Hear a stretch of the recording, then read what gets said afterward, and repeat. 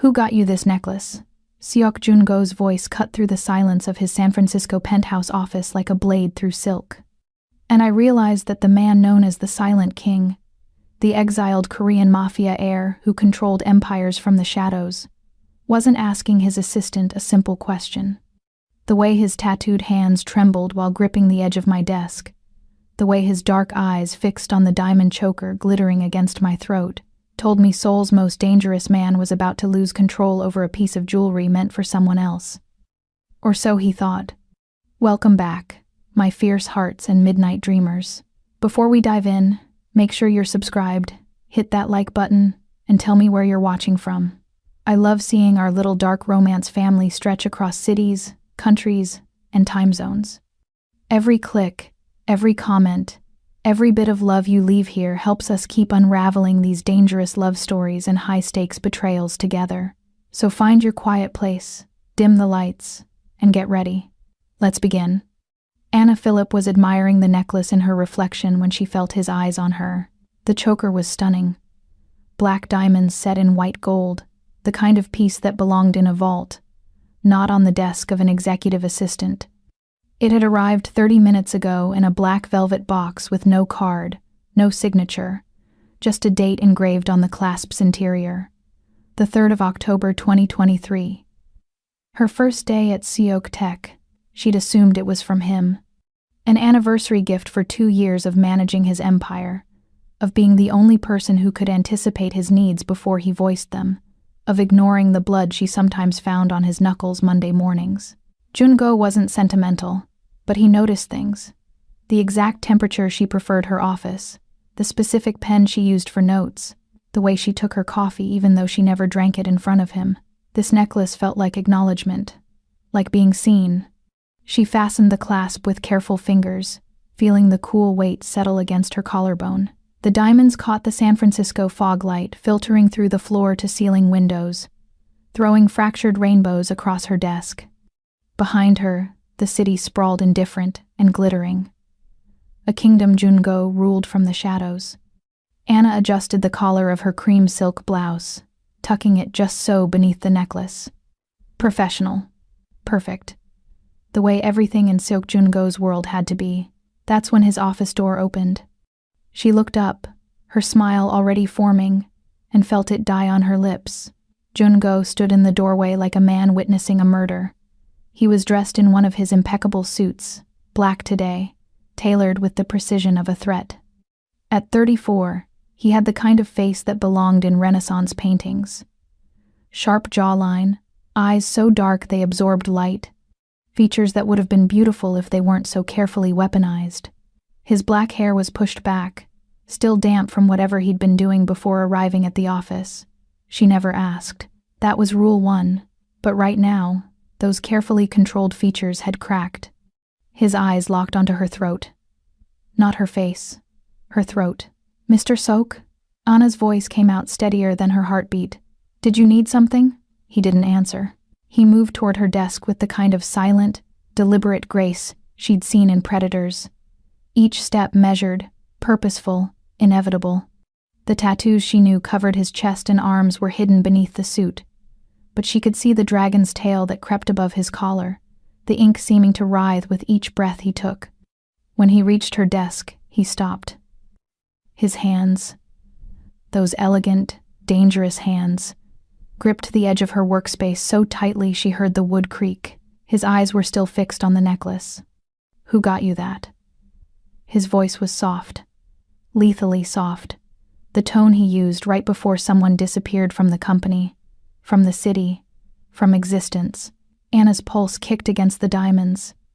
I'm sorry? The necklace. He didn't blink, didn't move. Everything about Seok Jun-go was precision and control. But right now, she could see cracks in the armor. Who gave it to you?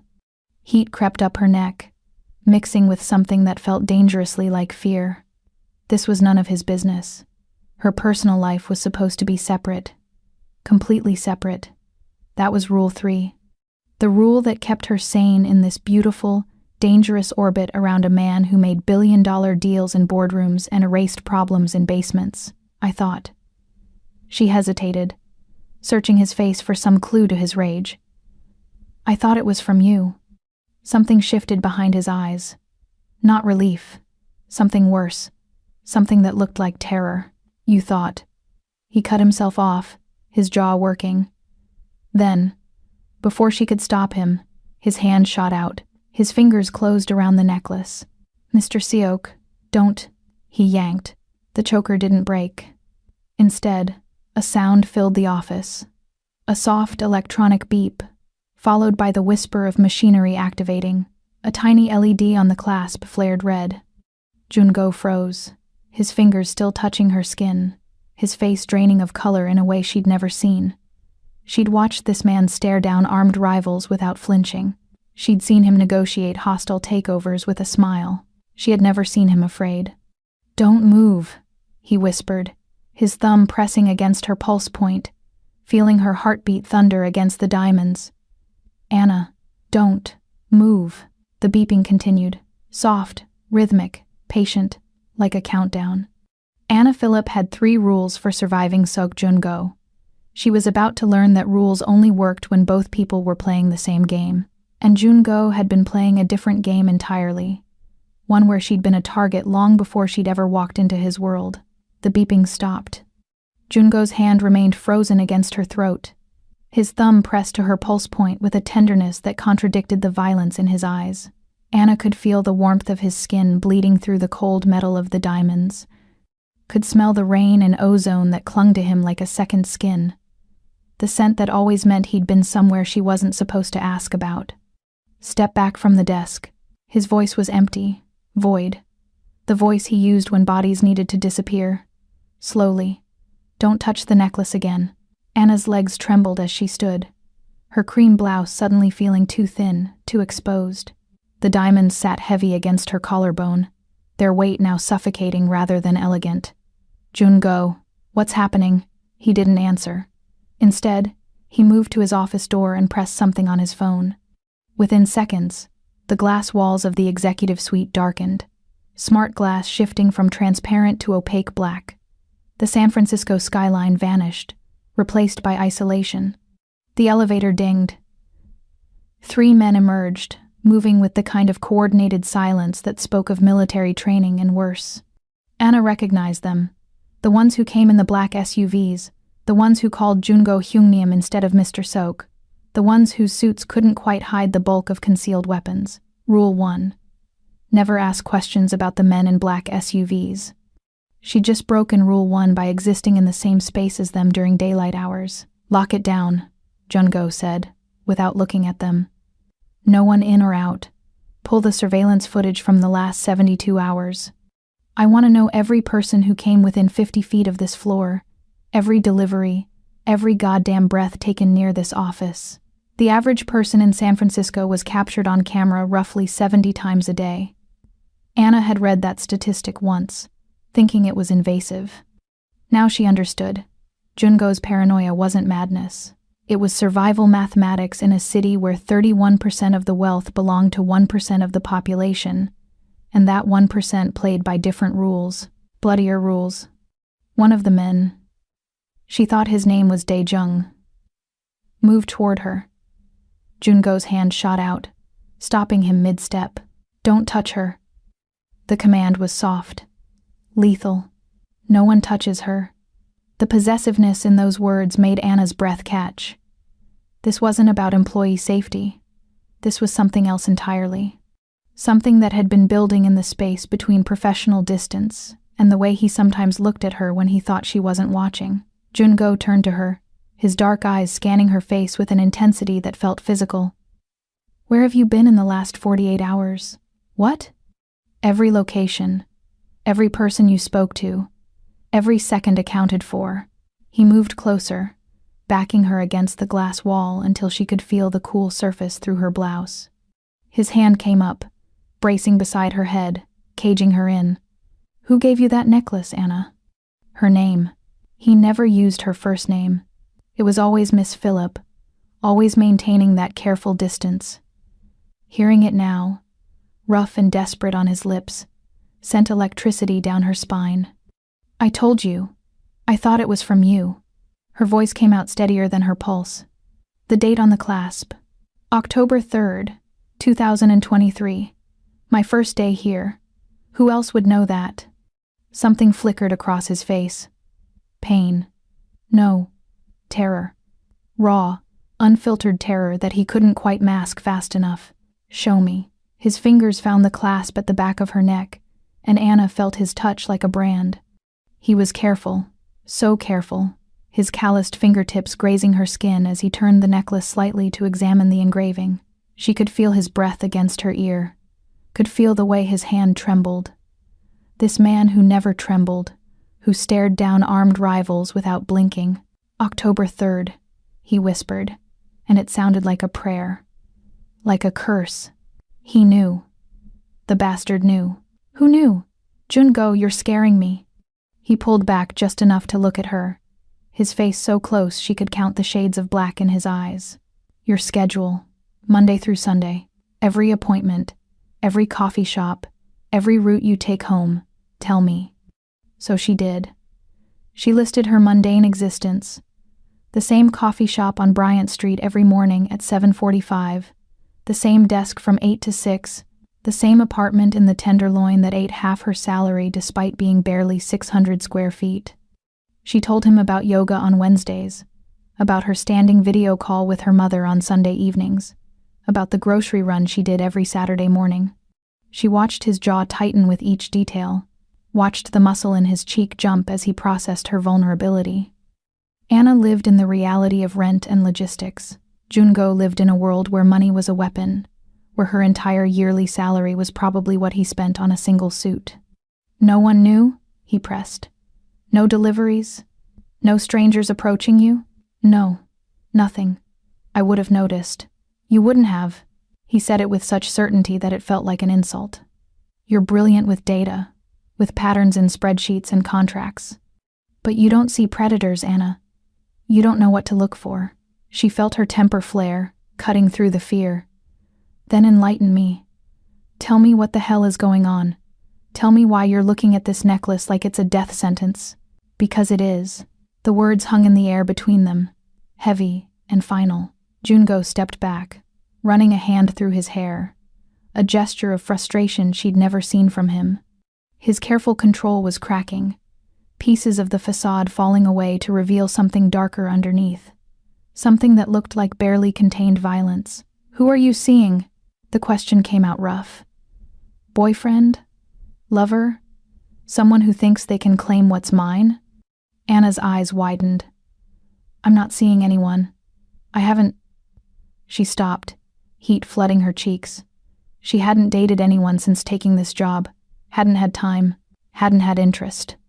Because every man she met paled in comparison to the one standing in front of her, the one who was technically her employer, the one she absolutely should not be thinking about the way she did in the quiet hours of the night.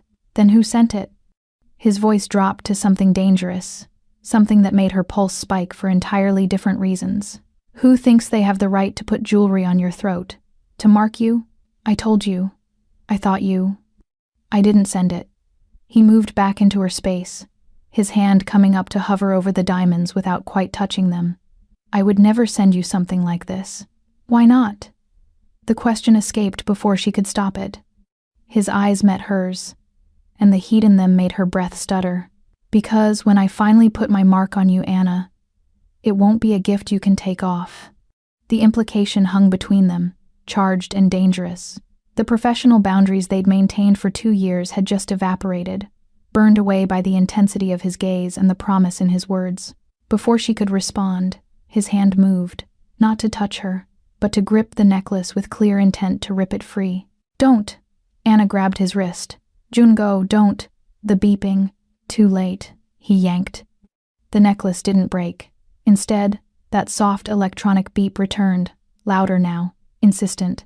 The LED on the clasp flared from red to a pulsing amber, and Anna felt something shift in the mechanism, a subtle click of machinery engaging against her skin. Jungo froze, his hand still gripping the necklace, his knuckles white with strain. She could see his pulse hammering in his throat, could see the dragon tattoo on his neck seem to writhe with each frantic heartbeat. Get Kenji, he said to the men behind him, his voice deadly calm despite the terror in his eyes. "Get him here now. And find out who delivered this package. I want names, addresses, surveillance footage from every camera within a mile radius of this building. Hyungnim." Now, the men scattered. The door clicked shut behind them, leaving Anna alone with Jungo and the beeping device wrapped around her throat like a promise of death. His hand was still frozen on the necklace, still touching her. She could feel each of his fingers pressed against her skin, could feel the tremor running through him that he couldn't quite control. Anna. Her name again. But this time it sounded like an apology, like a goodbye. "I need you to stay very still. Can you do that for me?" She nodded, not trusting her voice. "Whatever happens, whatever you learn about me in the next few hours." He stopped, his jaw working. "I'm sorry. I'm so goddamn sorry." "For what?" He finally released the necklace, but his hand didn't move away. Instead, his fingers traced the line of her jaw with a gentleness that made her heart ache. "For bringing you into my world," he said quietly. "For making you a target. For waiting too long to—" The beeping stopped again. The LED shifted from amber to steady red, and Anna understood with crystal clarity that she was wearing something far more dangerous than diamonds and gold. She was wearing a weapon. Kenji arrived 17 minutes later. Anna knew because she counted every second, feeling each one tick by in time with the steady pulse of the red LED against her throat. He looked nothing like Jungo's other men. Smaller, younger, with wire-rimmed glasses, and the kind of nervous energy that suggested too much caffeine and not enough sleep. He carried a sleek black case that looked medical, and when he opened it, Anna saw equipment she couldn't name but recognized as expensive. "Don't touch it," were his first words, directed at Jungo. His English carried a slight Japanese accent, crisp and precise. "I mean it, Hyung-nim. Don't touch it. Don't try to remove it. Don't even breathe on it too hard. Then what do I do?" Jungo's voice was still that terrible calm, the kind that preceded violence. "You let me look." Kenji approached Anna like she was an unexploded bomb. Maybe she was. "Miss Phillip, I'm going to scan the device. You'll feel a slight warmth, but it won't hurt. Can you stay very still for me?" Anna nodded. Her throat felt too tight to speak, and not just from the necklace. Kenji produced what looked like a modified tablet, running it slowly over the necklace without making contact. Blue light emanated from the screen, casting shadows across his face as he studied whatever data it was collecting. His expression went from focused to horrified in the space of 3 seconds. "Shit." Jungo was beside him instantly. "What is it?" "It's a binary neurotoxin delivery system." Kenji's hands were shaking as he adjusted the scanner. "Military grade. Maybe better. The diamonds aren't just decorative.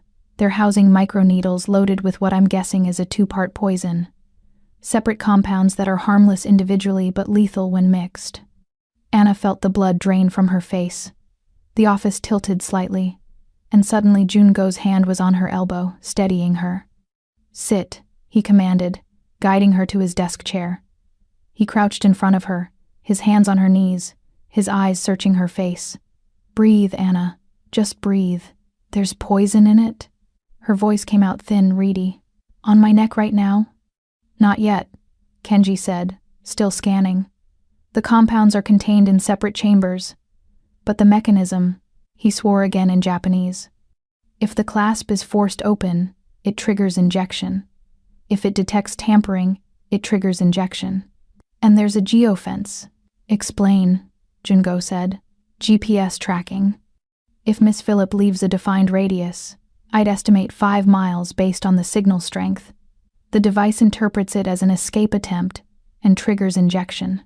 Kenji looked up from his scanner, his face grim. "She's wearing a remote execution device.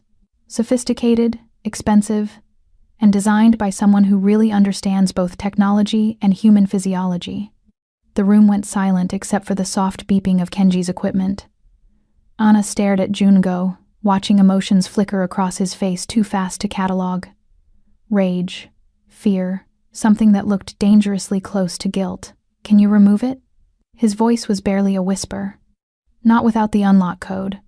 There's a digital lock mechanism, probably 16 to 20 digits based on the encryption I'm seeing. Without the code, any attempt to open it will trigger the injection. Kenji adjusted his glasses. And before you ask, no, I can't hack it. This isn't some black market tech. This is custom work, government level or close to it. Then trace it, Jungo said. Every component, every piece of code. Someone built this. Find them. I'm trying, but... Kenji froze, his eyes widening as something appeared on his screen. No, that's not possible. Jungo was on his feet in an instant. What? The firmware signature. Kenji's voice had gone flat, emotionless. The tone of someone delivering terrible news. It's encrypted, but I can see enough of the architecture to recognize the style. Hyung-nim. This code was written by, say it, Sok Min-jae. The name meant nothing to Anna, but she watched it land on Jungo like a physical blow. He stepped back, his hand coming up to his mouth, his eyes going distant and dark. That's impossible, he said finally. He's dead. He's been dead for 10 years. Apparently not. Kenji was still staring at his screen. This code is his signature work, the same encryption patterns he used for the family's old security systems. I'd recognize it anywhere.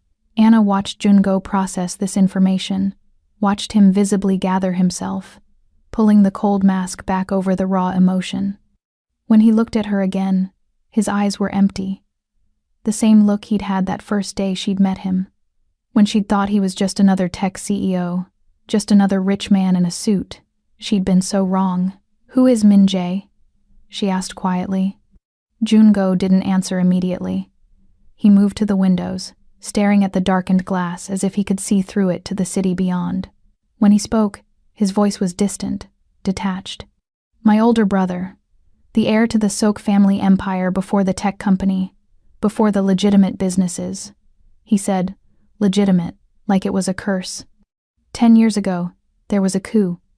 Internal family politics, rival factions. Min-jae was supposed to die in a warehouse fire in Oakland. I saw the body. You saw a body, Kenji corrected softly. Not necessarily his. He's been alive this whole time. Jungo's hand curled into a fist against the glass. Watching. Waiting. And now He stopped, turning to look at Anna with an expression that made her chest tighten. You're not random. You were chosen specifically. He's using you to get to me. Why me? Anna's voice was barely a whisper. Because he knows. The words came out rough, tortured. He's been watching long enough to know what you mean to me. The admission hung in the air between them, heavy with implications neither of them was ready to unpack. Anna felt heat flood her face, felt her heart stutter against her ribs. Hyung-nim, Kenji interrupted gently. There's more. The device has a battery life of approximately 48 hours. After that, the failsafe triggers automatically. Failsafe? Anna heard herself ask. If the battery dies, the device interprets it as tampering and triggers injection. Kenji looked at his watch. Based on the charge level I'm reading, I'd estimate you have 46 hours and 32 minutes before that happens. 2 days. She had 2 days to live unless they found Jungo's supposedly dead brother and got an unlock code from him. Anna felt something shift inside her, the fear crystallizing into something harder, sharper. She'd spent 2 years being professional, being perfect, being the ideal assistant. She'd spent 2 years pretending she didn't feel anything for the dangerous man who paid her salary. Those 2 years felt like a waste now, with death sitting cold and precise against her throat. Then we have 46 hours to find him, she said, and was proud when her voice came out steady. Jungo turned to look at her, and something in his expression shifted. Pride, maybe. Or recognition. You should be screaming, running, demanding to know why this is happening. Would it help? No. Then I'd rather spend the time being useful. She stood, feeling the weight of the necklace shift with the movement. You said he's been watching us. For how long? Long enough to know the date you started working for me, Jungo said.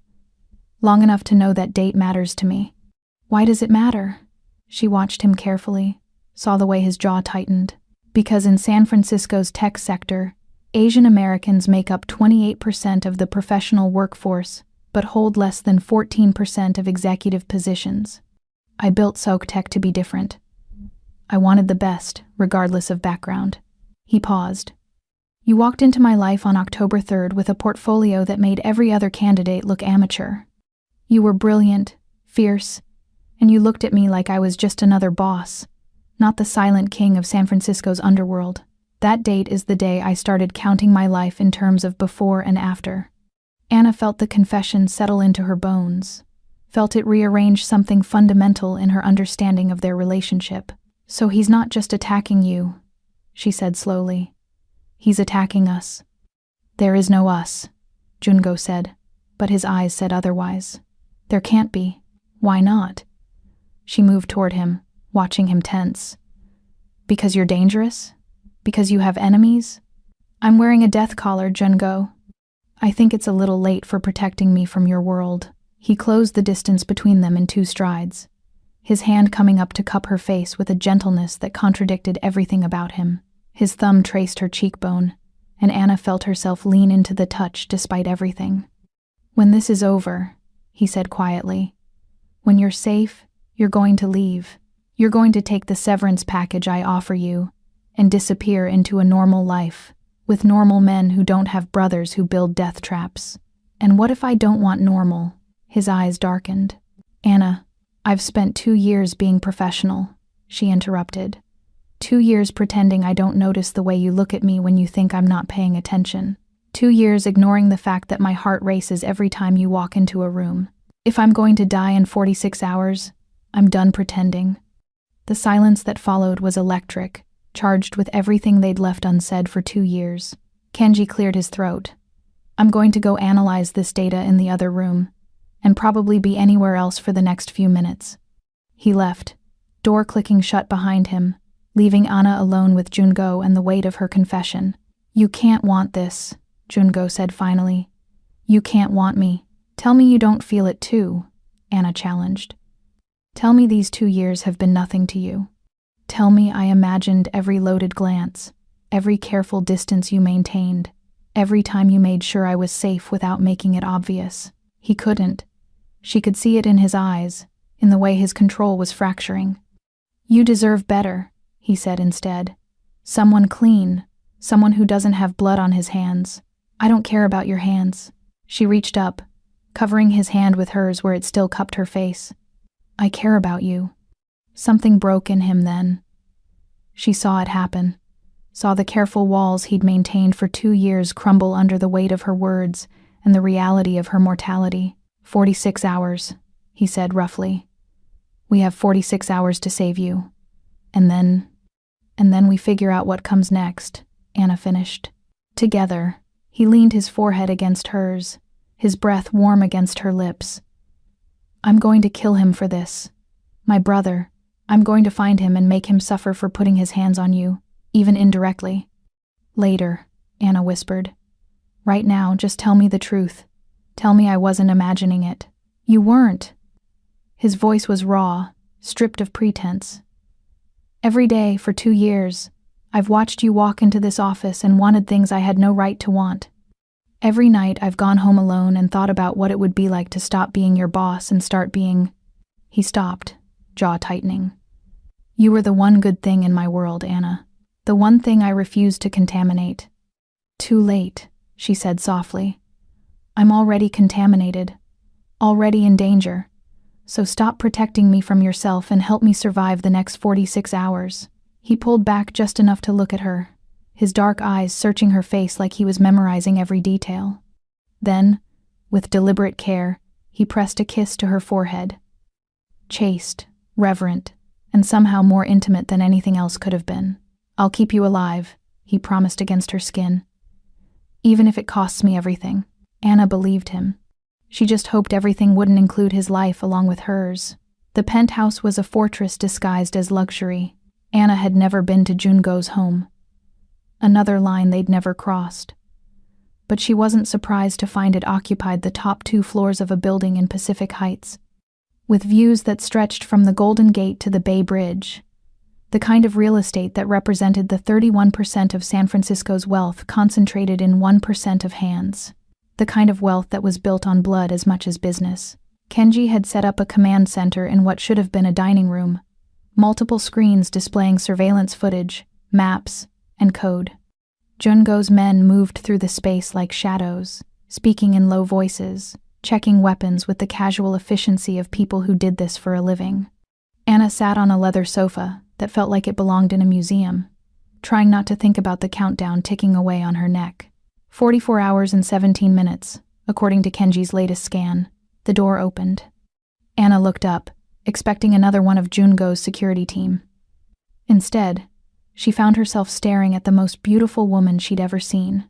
She moved like water, graceful and inevitable, her black dress clinging to curves that belonged in fashion magazines. Her hair was swept up in an elegant twist, her makeup flawless, her whole presence screaming the kind of refined wealth that Anna could never hope to achieve on an assistant's salary, even one as generous as Jungo paid. The woman's eyes found Jungo across the room, and something in her expression softened. Familiarity, intimacy. Jungo, she said, and even her voice was perfect. Low, melodic, speaking his name with an ease that Anna had never allowed herself. Jungo looked up from the tactical map he'd been studying with Dae-jung. His expression didn't change, but Anna saw him tense, saw something flicker across his face too fast to read. Yuna. He said it like a warning. The woman, Yuna, crossed to him without hesitation, her hand reaching out to touch his arm with casual possession. I came as soon as I heard. Are you hurt? I'm fine. Are you? Yuna's eyes scanned him like she had the right, like she'd done it 1,000 times before. Kenji said there was an incident. He said. Her gaze shifted to Anna, taking in the necklace with sharp focus. Is that it? Yes. Yuna moved toward Anna before she could process what was happening. She crouched in front of the sofa, her eyes level with Anna's, studying the diamonds with the kind of clinical interest that suggested education and experience. Don't touch it, Jungo said sharply. I wasn't planning to. Yuna's attention never left the necklace. Binary delivery system? Neurotoxin? How did you? Because I know Min-jae's work. She said it simply, like discussing a mutual acquaintance. He always did have a flair for the dramatic. Turning jewelry into weapons? Very on brand for him. Anna found her voice. Who are you? Yuna's eyes met hers, and Anna saw intelligence there, cold and calculating. A friend of Jungo's, an old friend. The emphasis on old felt deliberate. Yuna is a specialist, Jungo said from across the room. His voice had gone flat, emotionless. In toxicology and chemical weapons. A poisoner, Yuna corrected with a small smile. Let's not pretty it up with euphemisms. She stood, turning back to Jungo. You should have called me months ago when you first suspected Min-jae was active. I was handling it. Clearly. Yuna's tone was dry. She moved back to Jungo, and Anna watched her straighten his collar with the kind of familiar gesture that spoke of intimacy, of history. Something twisted in Anna's chest, sharp and acidic. Jealousy. She was going to die in less than 2 days, and she was jealous of another woman touching her boss. The absurdity would have been funny if it didn't hurt so much. Jungo's eyes found Anna's across the room, and she saw something flicker in them. Awareness. Regret, maybe. Yuna.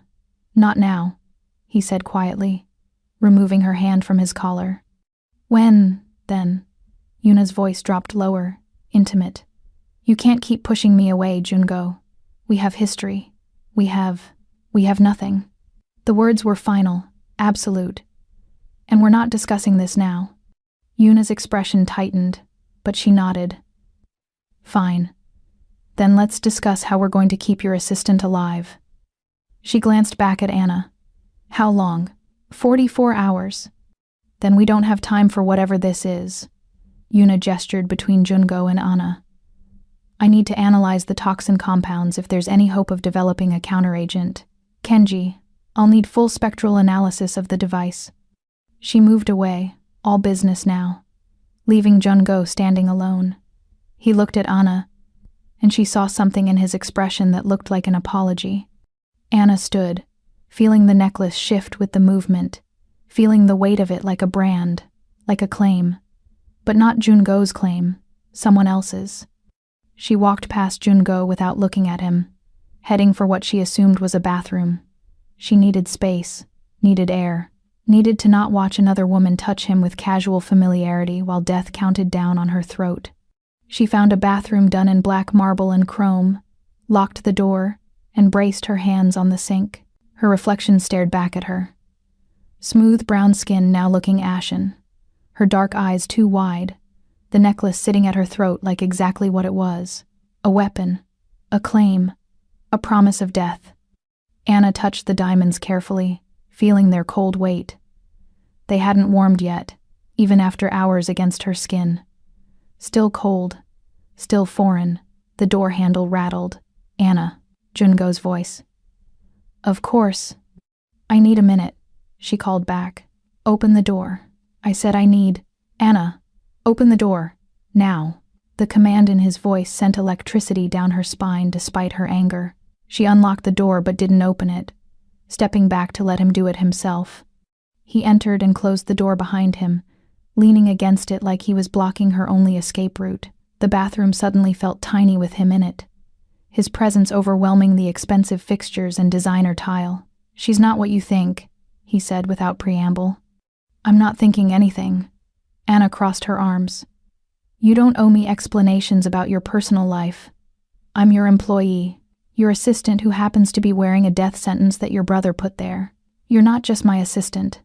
The words came out rough, and you know it. Do I? She met his eyes in the mirror. Because from where I'm standing, it looks like you have a beautiful woman who knows your family, who touches you like she has the right, who you called in the middle of the night to help with this. That doesn't exactly scream nothing between us.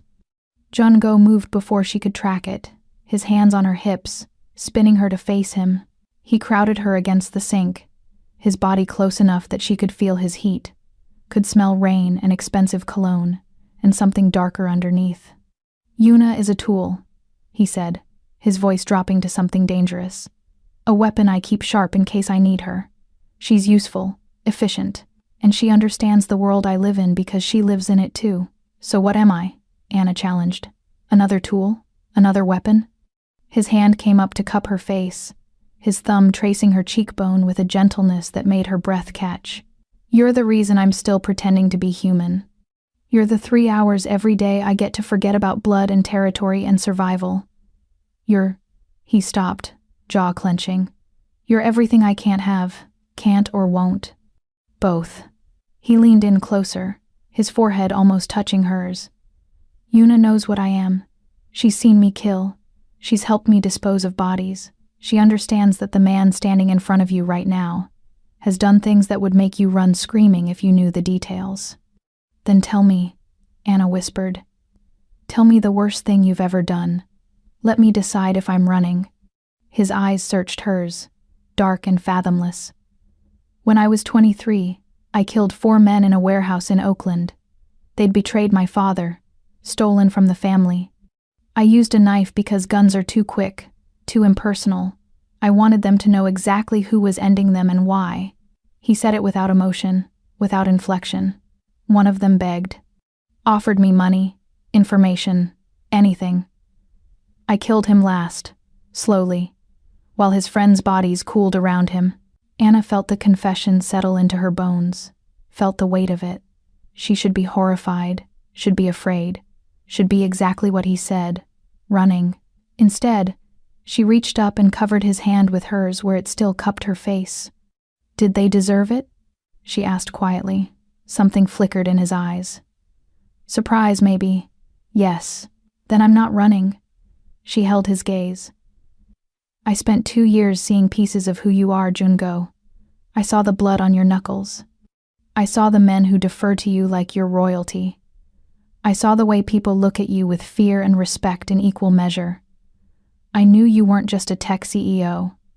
I knew, and I stayed anyway. Why? The question sounded torn from him. Because between the violence and the danger, I also saw you remember my coffee order after one time. I saw you quietly donate to my cousin's cancer fund when you thought I wouldn't notice. I saw you stand between me and that client who got handsy, and I saw you end his contract without explanation the next day." She took a breath. "I saw enough to know that whatever else you are, you're also capable of caring, even if you don't want to admit it." Jungo's control cracked. She saw it happen, saw the careful mask slip. He pulled her against him, his arms wrapping around her like he could shield her from the world, from his brother, from death itself. "I didn't bring Yuna here to replace you," he said against her hair. "I brought her here because I suspected months ago that Min-jae might be alive. I hired her to teach me about poisons, about antidotes, about how to keep someone alive if they were infected with something designed to kill them. I hired her because I was terrified something like this might happen and I wanted to be prepared." Anna pulled back enough to look at him. "You've been preparing to save me for months?" "I've been preparing to save you since the day you walked into my life." His hand came up to hover over the necklace, not touching it, just acknowledging it. "Because some part of me knew that caring about you would make you a target, knew that my enemies would see what you mean to me and use it. I should have fired you, should have sent you away before anyone noticed. But I'm selfish, Anna. I wanted you close even knowing it would put you in danger." "Stop," she said firmly. "Stop blaming yourself. Your brother did this, not you. I made you vulnerable by caring about you. Then care about me by keeping me alive." She grabbed his hand, pressing it against her chest so he could feel her heartbeat. "I have 44 hours left. Don't waste them on guilt. Waste them on finding your brother and getting that unlock code." He stared at her like she was something precious and breakable. Then, with deliberate care, he leaned down and pressed a kiss to her forehead. The same gesture from earlier, chaste and reverent. "When this is over," he said quietly, "when you're safe, I'm going to spend a very long time showing you exactly what you mean to me, and then I'm going to give you the choice to walk away, to live a normal life without me in it. And what if I choose you? Then God help us both," he said, and kissed her forehead again before releasing her. "Because I won't let you go twice." He left the bathroom, leaving Anna alone with her reflection and the weight of his confession. She touched the necklace again, feeling its cold promise against her skin. 44 hours. She just had to survive 44 more hours. And then she could choose the dangerous life she wanted, instead of the safe one she'd been told she should want. Anna took a breath and walked back into the war room, ready to fight for her own survival. The sun was setting over San Francisco, painting the sky in shades of amber and blood. Anna watched it from Jungo's floor-to-ceiling windows, feeling the countdown like a second heartbeat. 39 hours and 43 minutes. Behind her, Kenji worked at his screens, running facial recognition software through what must have been thousands of surveillance feeds. Jungo and his men were coordinating searches across the city, reaching out to contacts in the underworld, pulling favors from people Anna didn't want to know about. Yuna had been in the lab. Apparently Jungo had a full chemistry lab in his building, because of course he did, analyzing the trace compounds she'd managed to scan from the necklace without triggering it. She'd emerged an hour ago with bad news. The toxin was custom-designed, military-grade, and would kill Anna within 60 seconds of injection. No known antidote, so their only option was the unlock code, which meant finding Min-jae. "Miss Phillip," Kenji's voice was gentle. "Could you come look at this?" Anna crossed to his station, careful not to move too quickly. The necklace had been quiet for hours, its LED a steady red pulse, but she was hyper-aware of it now, aware of the mechanics against her skin, the poison waiting mere millimeters from her jugular.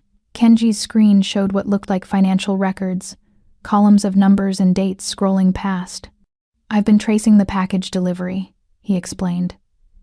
"The courier service was a dummy company, created 3 days ago and dissolved immediately after the delivery. But the payment trail is interesting." He highlighted a series of transactions. The money originated from an account in the Cayman Islands, but before that, it passed through a series of shells. I managed to trace it back to its source. He pulled up another screen. This one showed a photograph. A man in his 50s, smiling at a charity function, his arm around a woman Anna didn't recognize. "Who is that?" she asked. According to the metadata, his name is James Philip. Kenji glanced at her. Any relation? The world tilted. Anna gripped the desk to stay upright, staring at the photograph of a man she'd spent most of her life trying to forget. Her father. The man who'd left when she was 12, walking out with barely a word and never looking back. The man who'd left her mother struggling to keep their tiny apartment, who'd missed every birthday and graduation and moment that mattered. That's my father, she heard herself say. But I don't understand. What does he have to do with this? Kenji pulled up more files. According to these records, James Philip was employed by the Seok family from 2010 to 2015. He was listed as a financial consultant, but the money he handled, he shook his head. This was cash that needed cleaning. He was laundering money for the syndicate. Anna felt sick. There's more. Kenji's voice was gentle, like he was delivering a terminal diagnosis. In December 2013, approximately $50 million went missing from several Seok family accounts. The same month Min-jae supposedly died. And James Philip disappeared around the same time. No. Anna's voice was barely a whisper. No, he wouldn't. I'm sorry, Miss Philip. Kenji pulled up more records. But it looks like your father helped Min-jae fake his death and stole $50 million from the family in the process. He's been living under an assumed name in the Bahamas for the last 10 years. The room was spinning. Anna felt Jungo's hands on her shoulders, steadying her, and only then realized she'd been swaying on her feet. Sit down, he said quietly, guiding her to a chair. My father. The words tasted like ashes. My father worked for your family. My father stole from you. Anna. That's why I'm wearing this. She touched the necklace with shaking fingers. I'm not collateral damage. I'm not even a pawn. I'm payment. Interest on a debt my father left behind. The math was brutal in its simplicity. Her father had stolen $50 million and disappeared, leaving her behind to grow up in poverty, to struggle through college with loans and scholarships, to fight for every opportunity.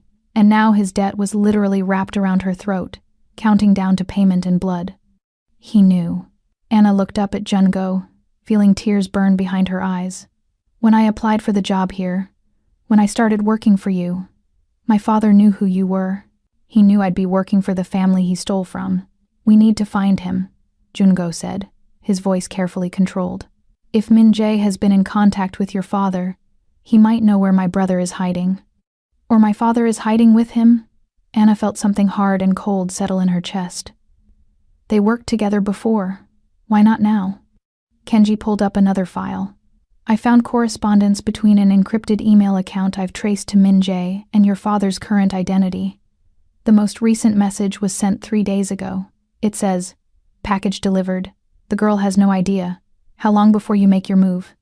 3 days ago. Right before the necklace arrived at her desk. He knew, Anna whispered. My father knew Min-jae was going to kill me, and he helped anyway.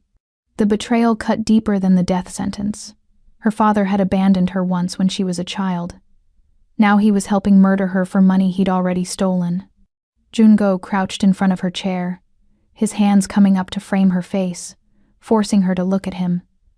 We're going to find them. Both of them. And we're going to make them pay for this. I don't care about payment. Anna's voice came out steady despite the tears she could feel threatening. I care about surviving. I care about not dying because of debts I didn't even know existed. You're not dying. Jungo said it like a command, like he could will it into reality through sheer force of conviction. I won't allow it. You don't get to decide. Yes, I do. His thumb wiped away a tear that had escaped despite her best efforts. You're mine to protect, Anna. You have been since the day you walked into my office.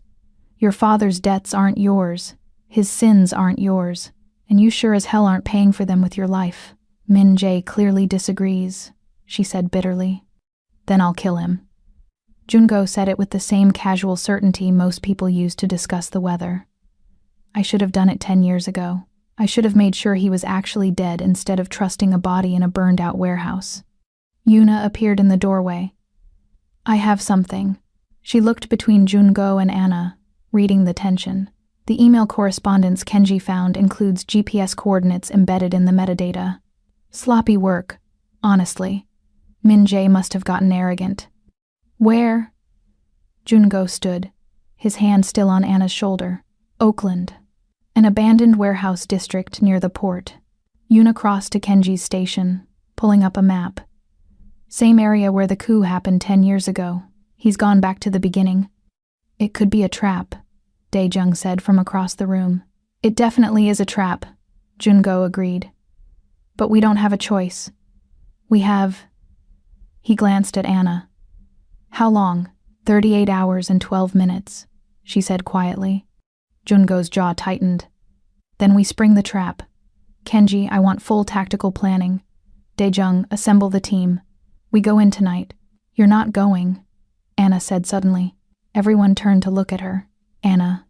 You're not going, she repeated, standing to face him. This is exactly what he wants.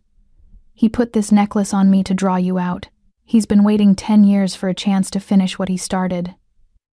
If you walk into that warehouse, you're giving him exactly what he wants. And if I don't, you die. Then let me die. She said it calmly, rationally, watching his face go white. I'm serious. One life versus whatever damage your brother can do if he kills you and takes over your territory.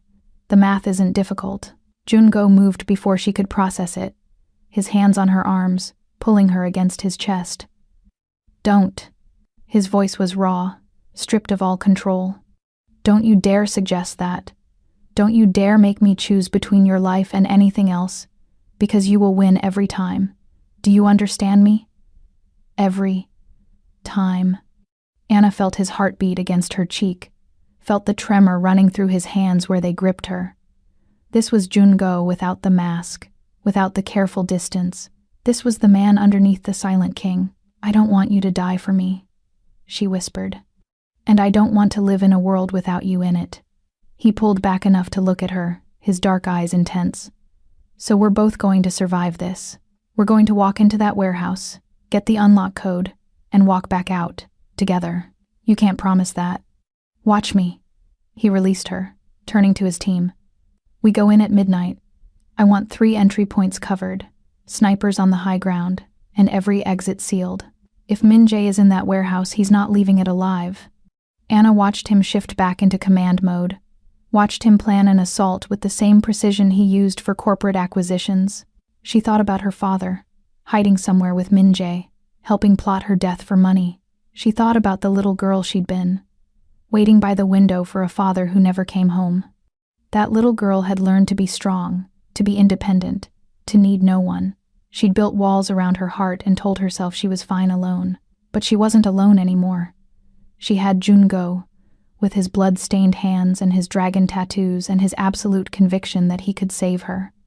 She had 38 hours left, and she was going to spend them fighting beside him, not hiding behind him. I'm coming with you, she said suddenly. Jungo turned. Absolutely not. It's my life on the line. My father involved. I'm coming. Anna, you said I was yours to protect. She moved toward him, holding his gaze. That goes both ways. You're mine too, Jungo, and I'm not letting you walk into a trap alone while I sit here and wait to see if you come back. Something shifted in his expression. Not agreement, but understanding. Recognition of the fact that she wasn't going to back down. She has a point, Hyungnim, Kenji said quietly.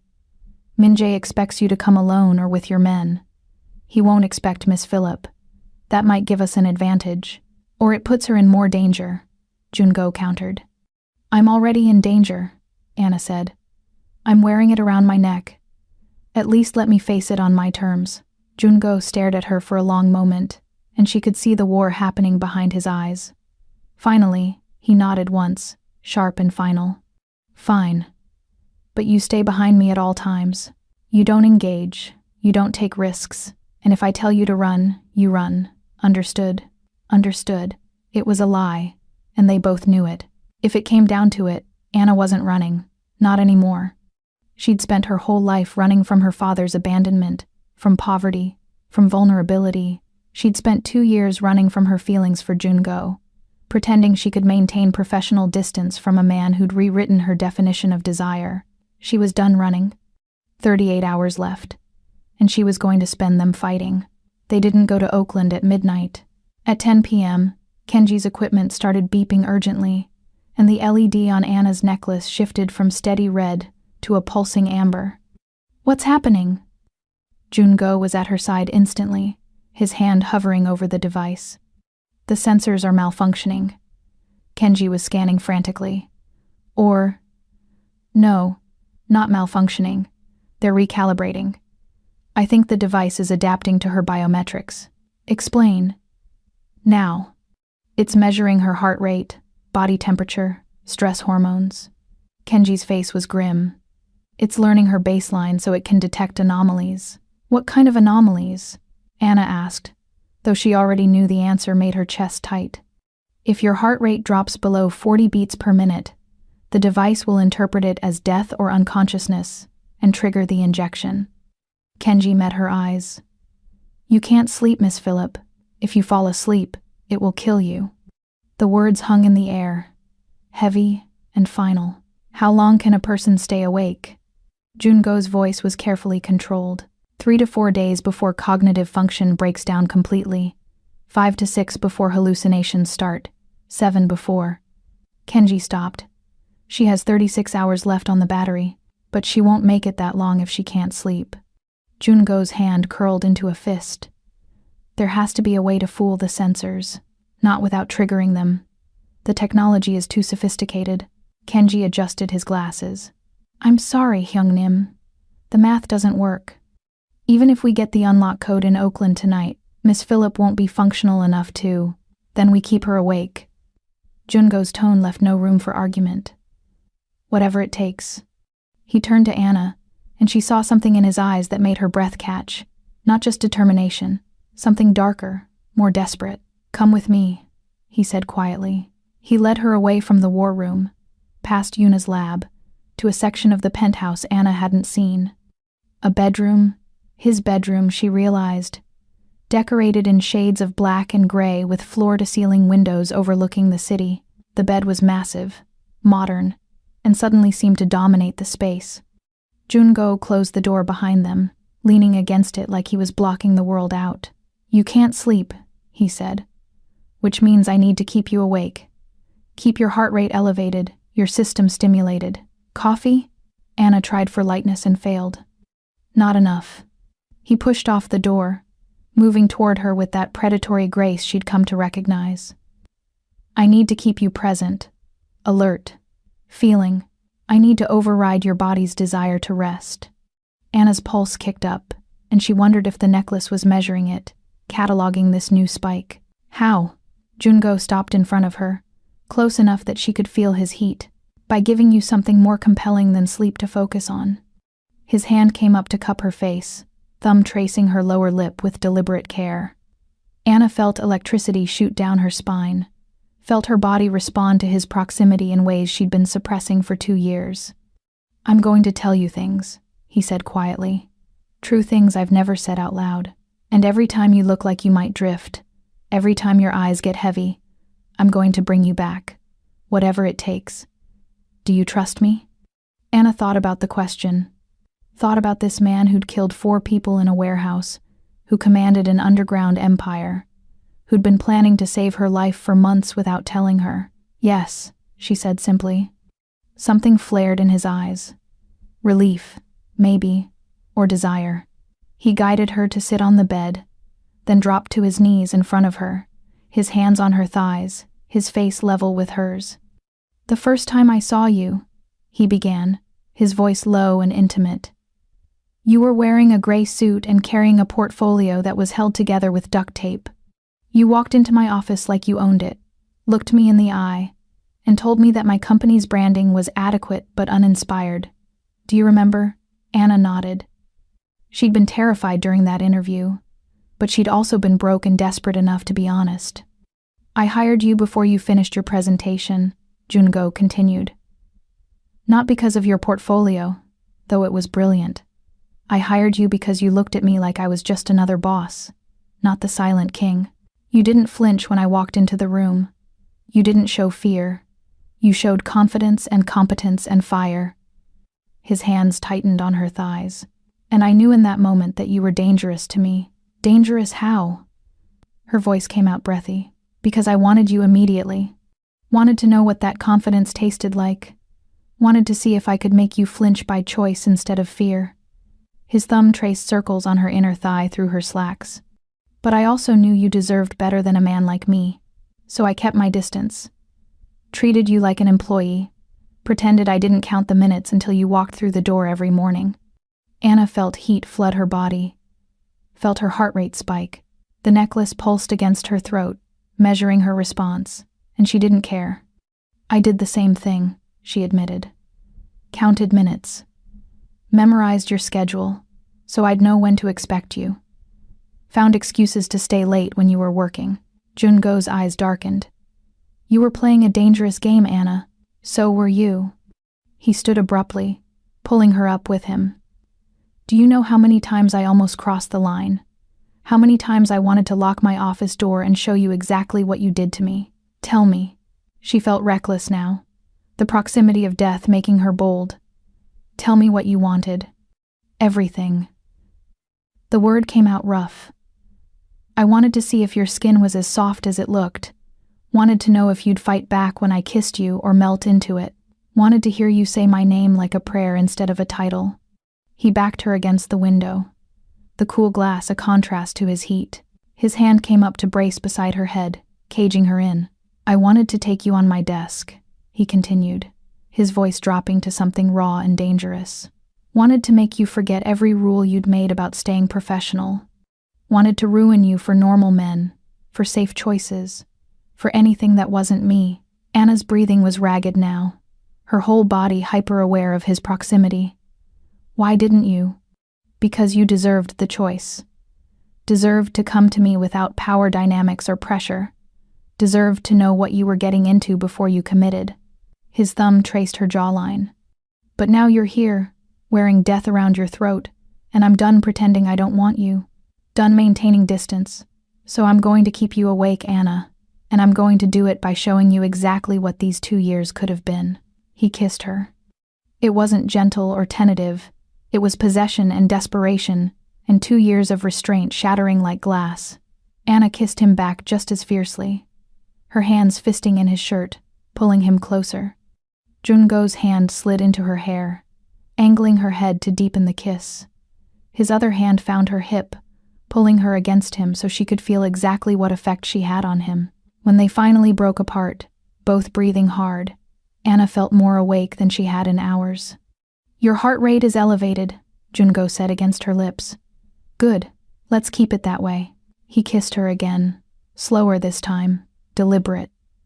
His mouth moved from her lips to her jaw, to the spot just below her ear that made her gasp. He was careful around the necklace, never touching it, working around the death sentence with the same precision he brought to everything.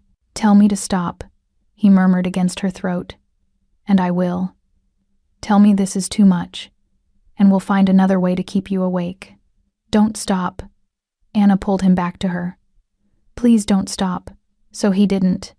He kept her awake with kisses and confessions, with stories about the things he'd wanted to do during those 2 years of professional distance. He kept her present with touch that never quite crossed into explicit but lived in the space between promise and fulfillment. Every time her eyes grew heavy, he'd shift tactics.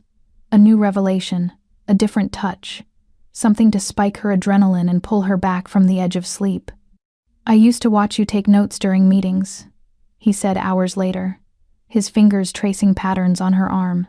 You had this habit of biting your lower lip when you were concentrating. It drove me insane.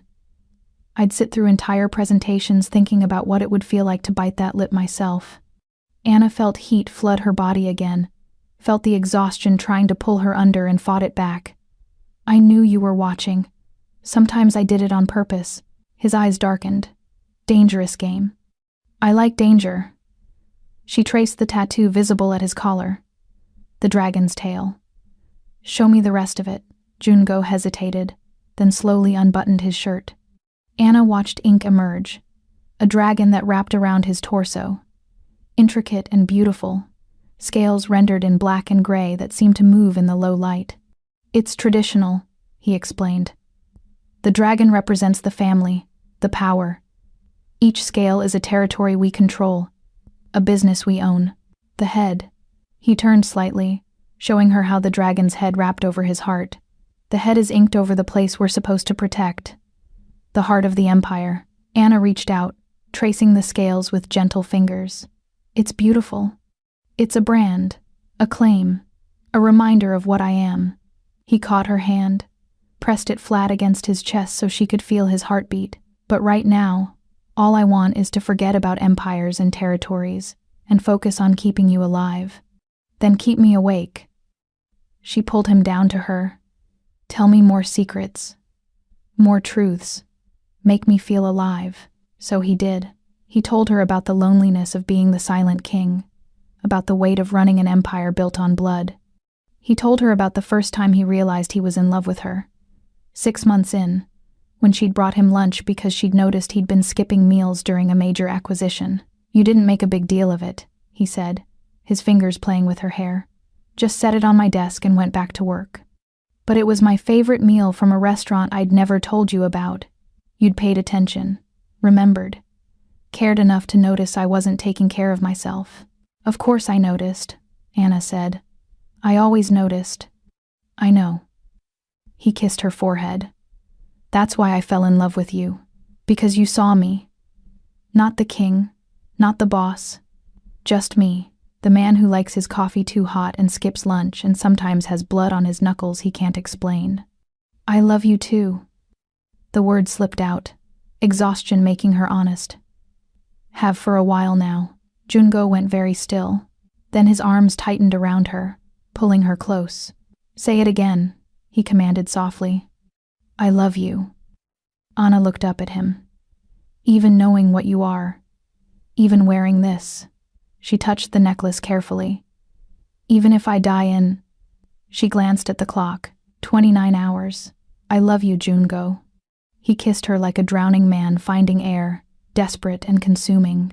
When he pulled back, his eyes were bright with something that looked like tears, though she knew he'd never admit it. "You're not dying," he said fiercely. "I won't allow it. We're going to Oakland. We're getting that unlock code, and then I'm going to spend the rest of my life proving I'm worth the faith you have in me." "You already have," Anna whispered. He held her through the night, keeping her awake with stories and touches and promises. Every time exhaustion tried to drag her under, he'd find a new way to bring her back. A confession she hadn't heard, a touch she hadn't felt, a revelation that made her pulse spike and her heart race above that deadly 40 beats per minute. As dawn broke over San Francisco, painting the sky in shades of gold and pink, Anna was still awake. Exhausted but alive. Loved and held and fighting, 28 hours left, and she was going to survive them. Oakland at dusk looked like a painting of urban decay. Rusted shipping containers stacked like forgotten toys. Warehouses with broken windows gaping like missing teeth. The kind of landscape where bad things happened and nobody heard screams. The warehouse district near the port had been slowly dying for a decade, and Min-jae had apparently been dying right along with it. Or not dying, as the case turned out to be. Jungo's team had set up a perimeter an hour before sunset. Anna watched from inside one of the black SUVs, Kenji beside her with his equipment, Yuna checking weapons with the calm efficiency of someone who'd done this many times before. 24 hours and 18 minutes left on the necklace. The GPS spoofer Kenji had rigged in the SUV was the only reason she was still breathing. It was currently tricking the device's location sensors, though Kenji had warned that a direct short-range radio signal from Min-jae could still override it. Anna's exhaustion was a living thing now, pressing against her consciousness like a physical weight. Jungo had kept her awake through the night, but now her body was screaming for sleep, for rest, for anything that wasn't this constant hyper-vigilance. The necklace knew. The LED had been pulsing amber for the last hour, warning that her biometrics were approaching dangerous territory. "Stay in the vehicle," Jungo said for the third time, checking his weapon with practiced ease. He was dressed all in black now, no expensive suit, just tactical gear that made him look exactly like what he was. A man built for violence. "We've been over this," Anna said. Her voice sounded thin even to her own ears. And we'll go over it again. He turned to her, his eyes hard. You stay here with Kenji. You don't leave this SUV. You don't take risks. If something goes wrong, Kenji drives you straight to the airport, and you disappear. Jungo. Promise me. He crowded into her space, his hand coming up to cup her face. Promise me that if this goes bad, you'll run. You'll take the money Kenji has for you and start over somewhere my family can't find you. But the necklace...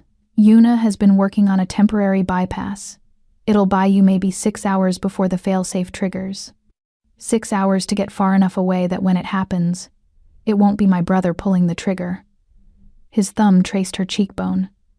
Promise me, Anna. She looked into his eyes and saw what he wasn't saying. That he didn't expect to survive this. That he was making peace with dying as long as she had a chance to live. No, she said firmly. Anna, no. I'm not promising to run while you die. I'm not spending the last 6 hours of my life without you, wondering if you're alive or dead. We survive together or not at all. Jungo's control cracked. God damn it, Anna, I can't focus on taking down my brother if I'm worried about you dying. I need you safe. I need to know that even if this ends badly, you're going to be okay. Then don't let it end badly. She grabbed his tactical vest, pulling him closer. Go in there, get the unlock code, and come back to me. Don't sacrifice yourself trying to save me. I don't want to live in a world without you in it either. Something in his expression softened. When did you become so stubborn? I learned from the best. She kissed him quickly, tasting coffee and determination. Now go. The sooner you get that code, the sooner we can stop having this argument. Jungo held her gaze for another moment, then nodded once. He touched his forehead to hers, a brief moment of intimacy, then pulled back and turned to his team. Standard formation. Daejung takes point. I want eyes on all exits before we breach. And remember, Min Jae is mine. No one kills him but me. The team moved out with military precision, disappearing into the gathering darkness. Anna watched them go, feeling her heart try to hammer out of her chest. He'll be fine, Kenji said quietly beside her. Hyungnim has survived worse. Has he survived his brother before? Kenji didn't answer, which was answer enough. They waited. Minutes stretched like hours. Kenji monitored radio chatter, tracking Jungo's team through the building via the small cameras they'd planted during recon. Anna watched the screens, seeing glimpses of her world walking through darkness. Jungo moving with lethal purpose, his men flanking him, weapons ready. They're approaching the central warehouse, Kenji narrated. 3 heat signatures inside. One matches Min Jae's profile from old footage. The other 2, he frowned. One is stationary, the other is moving toward the entrance. Anna leaned forward, squinting at the thermal imagery. Who's stationary? Unknown. But they're not armed based on the heat signature. They're just... Kenji's eyes widened. They're tied up. Hyungnim, someone's restrained inside. Jungo's voice came through the radio, distorted but clear. Copy that, proceeding with caution. They watched as Jungo's team breached the warehouse. The thermal cameras showed them spreading out, weapons raised, moving toward the heat signatures with coordinated precision. Then Jungo's voice again, but different now. Shocked. It's him. It's James Phillip. Anna's breath stopped. My father? Kenji nodded grimly, pointing at the stationary heat signature. Tied to a chair in the center of the room. This is a trap. Pull them out, Anna said urgently. Tell them to abort. I can't. Radio silence now that they're inside. Kenji was typing frantically. The building is lined with signal jammers.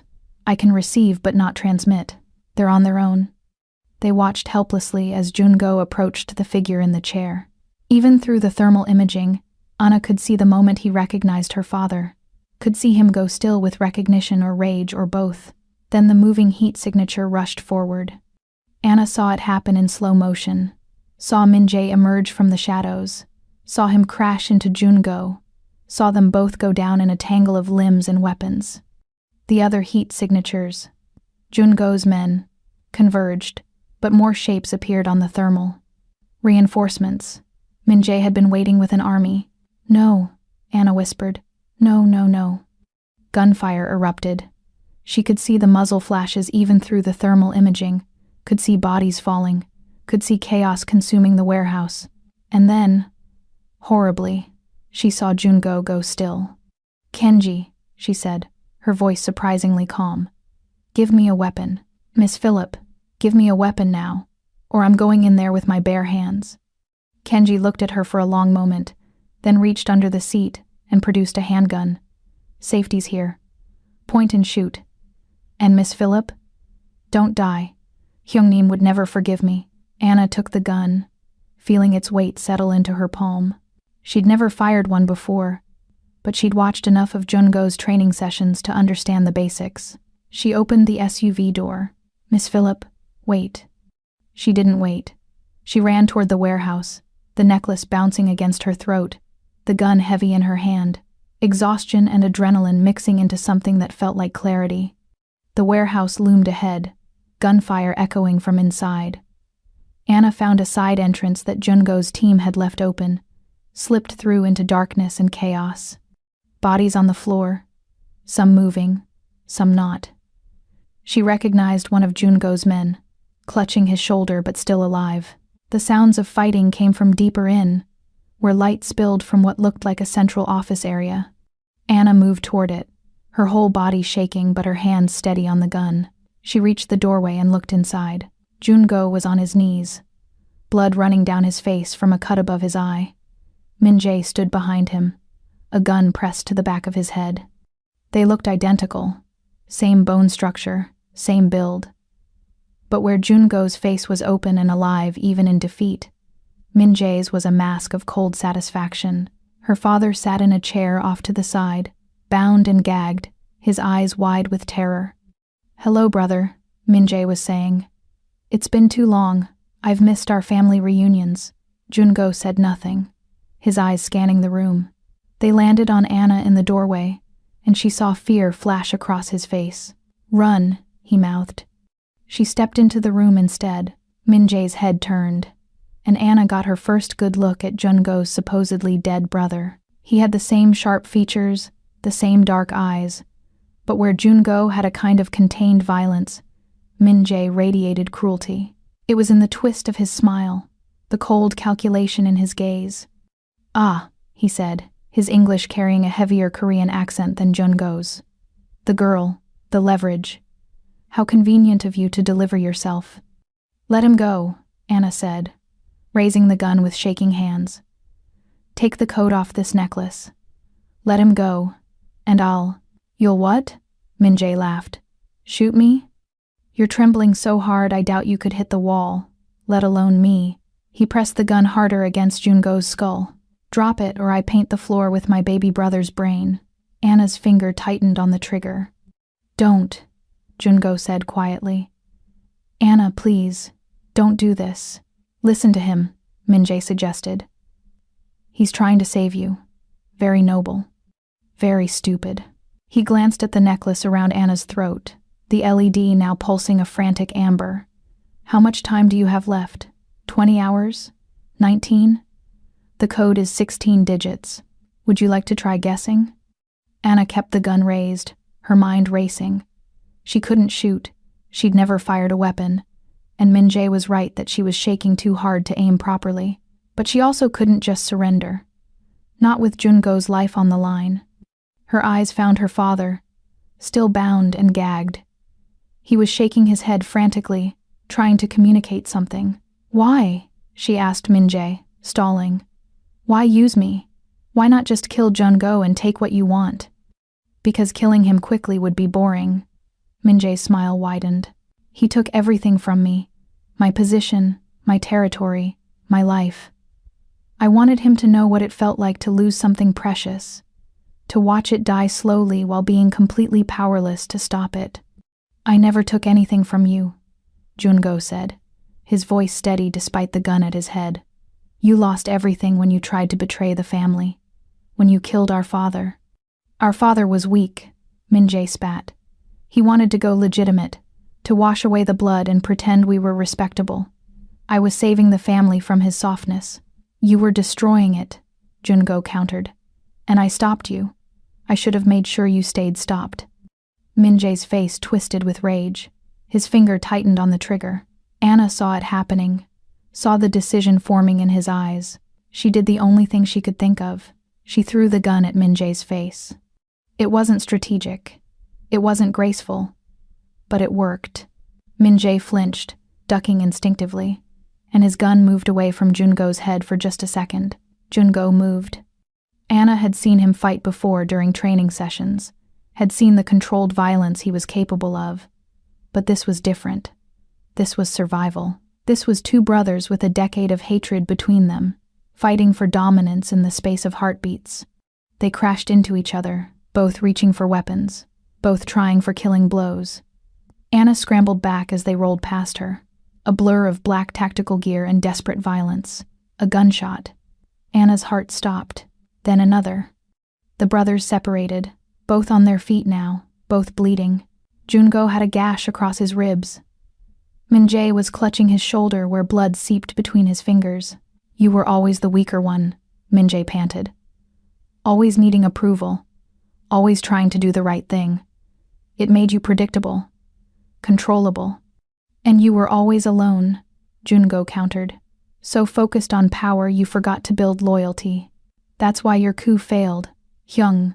That's why you've been hiding for 10 years instead of fighting. You have no one. I have enough. Min-jae's good hand moved to his phone, still in his pocket. One button, and the girl's necklace triggers. Do you really want to test my resolve? No, everyone froze. Anna felt the necklace like a brand against her throat, felt the LED pulsing its warning. 19 hours and 43 minutes left, but it wouldn't matter if Min-jae pressed that button. Don't, Jungo said quietly. Please, Hyung. We can end this without her dying. Take me. Take the territory. Take whatever you want. Just let her go. But she's the whole point, Min-jae said. She's the thing that makes you weak. The thing that makes you human. And I can't have you being human, Jungo. I need you dead. His finger moved toward his phone. Anna didn't think. She lunged forward, not at Min-jae, but at her father, pulling the gag from his mouth. The code, she shouted at him. Tell me the code. Her father gasped for air. Don't lie to me. Anna grabbed his shirt. You helped him build this. You helped him plan my murder. Tell me the goddamn code, or I swear I'll 8107201512235799. Her father screamed it all at once, the numbers tumbling out in a desperate rush. Anna memorized them in an instant, her tired mind suddenly crystal clear. 16 digits. October 7th, 2015. The date he'd disappeared. The date he'd chosen death over his daughter. Min-jae's face went white with rage. You weren't supposed to... Jungo hit him before he could finish. A brutal strike that sent Min-jae sprawling. The phone skittered across the floor. Jungo was on him in seconds, pinning him down, his hands wrapped around his brother's throat. Anna ran to where the phone had fallen, scooped it up with shaking hands. She found the app. There, a simple interface with the necklace's serial number and a button labeled Trigger, and below it, a smaller button, Emergency Unlock. She pressed it. Nothing happened. Then a prompt appeared.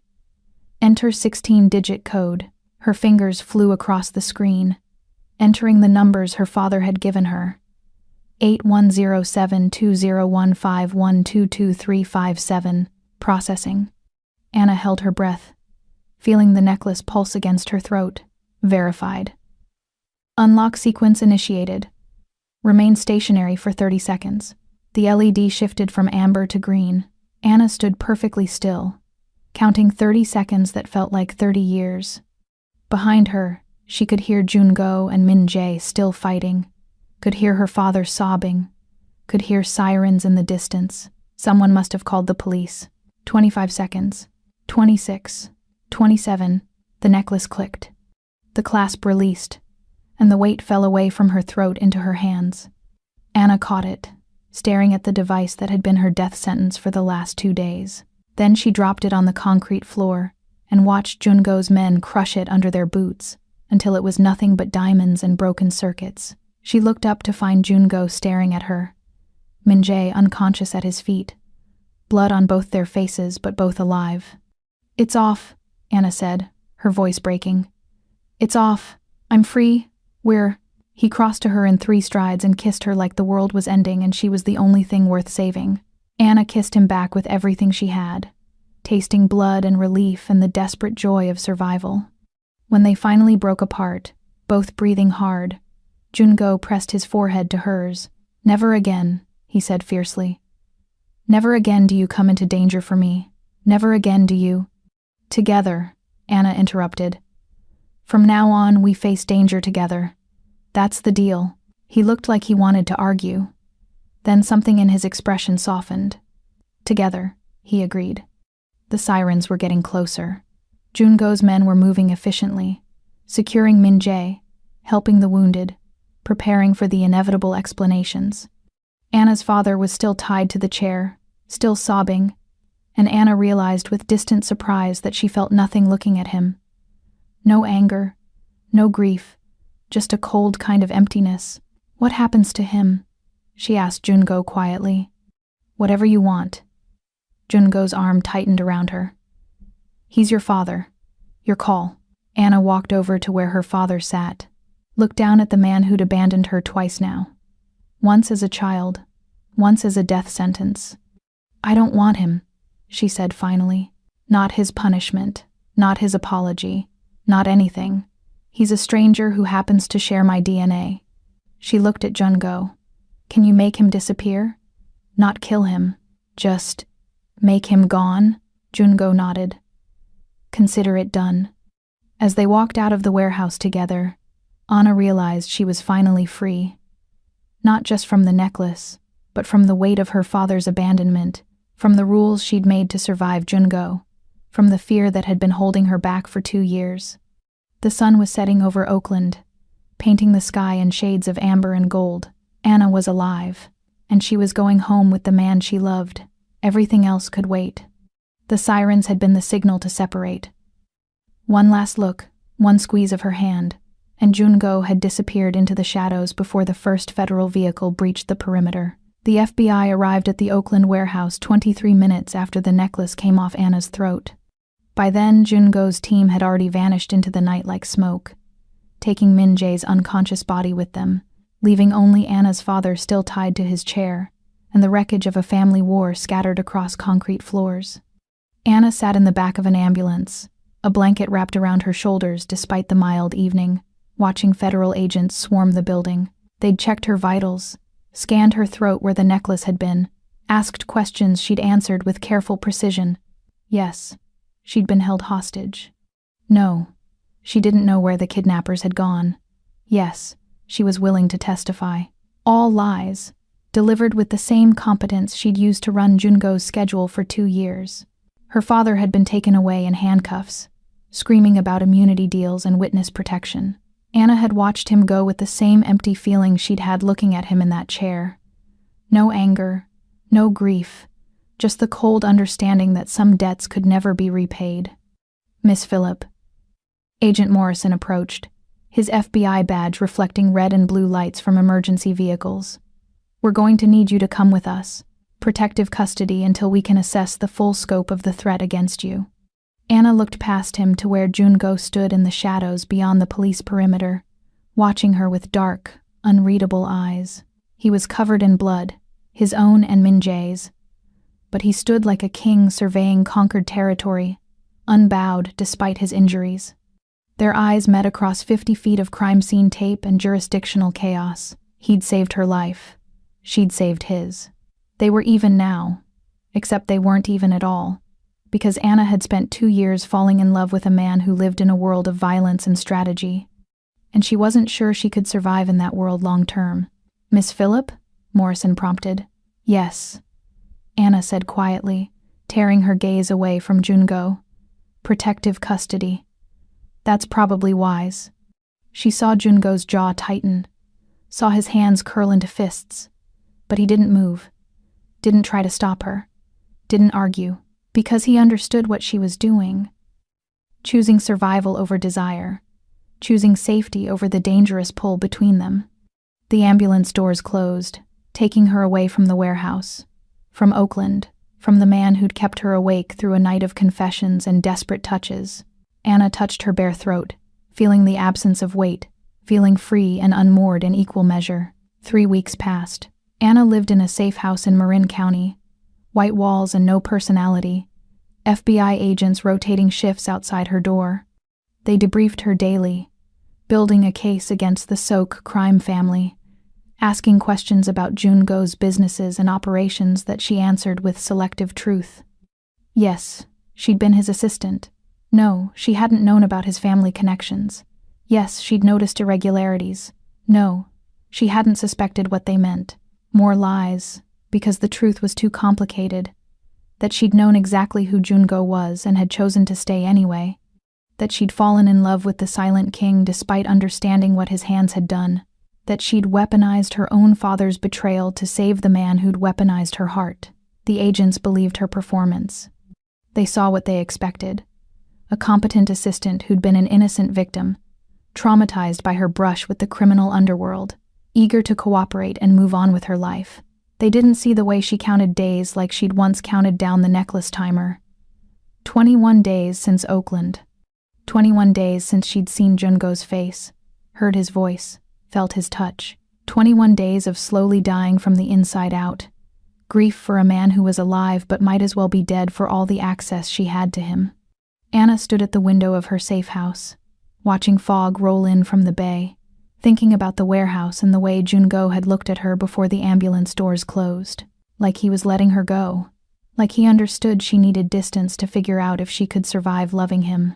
The door behind her opened without warning. Anna spun, expecting Agent Morrison with his daily debriefing schedule. Instead, she found Yuna standing in the doorway, dressed in designer black, looking like she'd walked through federal security like it didn't exist. "You need to come with me," Yuna said without preamble. Anna's heart kicked against her ribs. "Where?" "Somewhere you've needed to be for 3 weeks."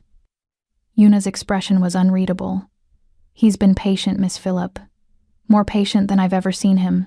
But patience has limits, and you've reached his. The FBI aren't actually watching you that closely anymore. The case against the Sok family collapsed 2 weeks ago. Lack of evidence, witnesses recanting. Your father suddenly developing amnesia about everything useful." Yuna's lips curved in something that wasn't quite a smile. "Jungo may not run the empire anymore, but he still has enough reach to protect what's his." "I'm not his," Anna said automatically. "Aren't you?" Yuna moved into the room. "You've been sitting in this sterile box for 3 weeks, barely eating, barely sleeping, mourning a man who's alive but separated from you by your own choice. That sounds like belonging to me." Anna felt tears burn behind her eyes. "I needed time. I needed to figure out if I could survive in his world. And have you figured it out?" She thought about the question. Thought about 46 hours with a death sentence on her throat. About Jungo keeping her awake with confessions and touches. About choosing to walk into a warehouse with a gun in her hand because she refused to let him face danger alone. "I don't know if I can survive in his world," Anna admitted. "But I know I can't survive without him in mine." Yuna nodded once, sharp and satisfied. "Then let's go. He's been waiting long enough."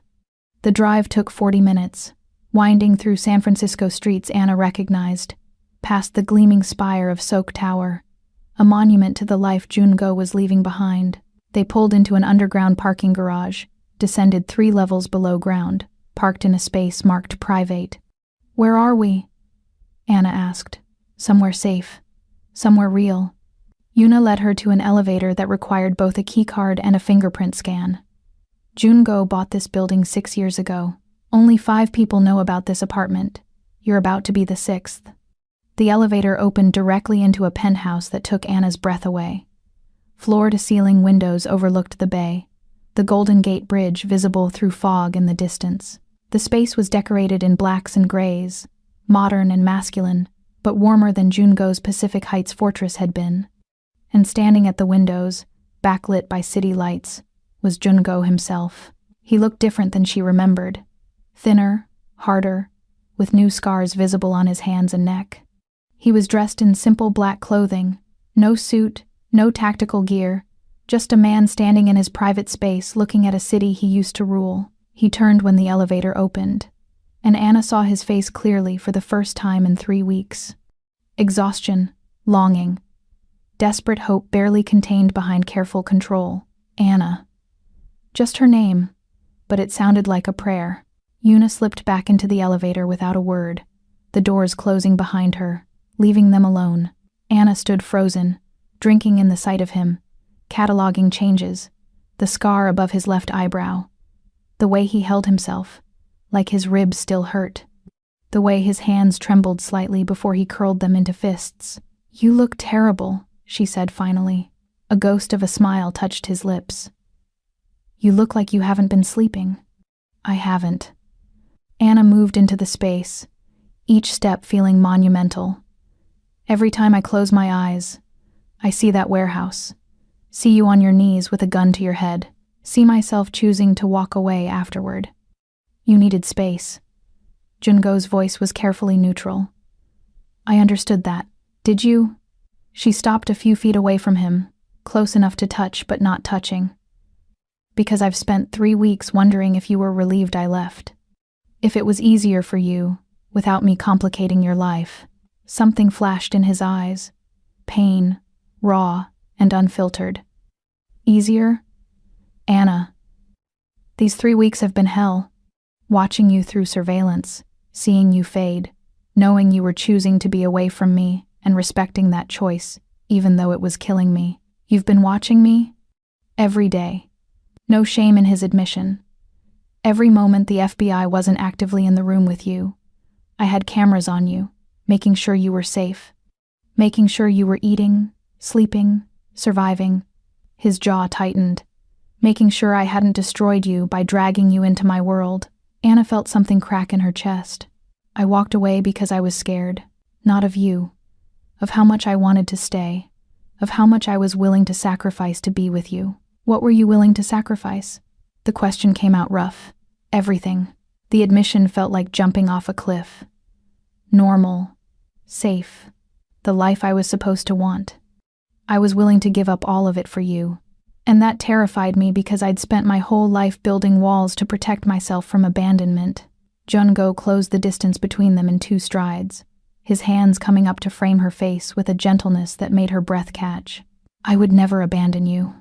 I would burn my empire to the ground before I let you go." "You already did," Anna said softly. "Una told me the case collapsed, that witnesses recanted. You dismantled your own territory to protect me. It was never mine." His thumb traced her cheekbone. "The empire, the territory, all of it. It was survival, necessity. You're the only thing I've ever wanted just for the sake of wanting." Anna felt tears spill over, running down her face, dampening his hands. "I spent 3 weeks trying to convince myself I could live without you, trying to be rational about the danger, about the life you lead. And," his voice was barely a whisper, "and I can't." She grabbed his shirt, pulling him closer. "I can't live without you. Can't breathe properly without you. Can't sleep because you're not there keeping me awake with stories and confessions. I choose you, Jungo. I choose the danger and the violence and the complicated life, because the alternative is dying slowly from missing you." He kissed her like a drowning man finding air, desperate and consuming. Anna kissed him back with 3 weeks of longing and grief and desperate relief, tasting salt from her tears and something that might have been his own. When they finally broke apart, both breathing hard, Jungo pressed his forehead to hers. "I have something for you," he said roughly.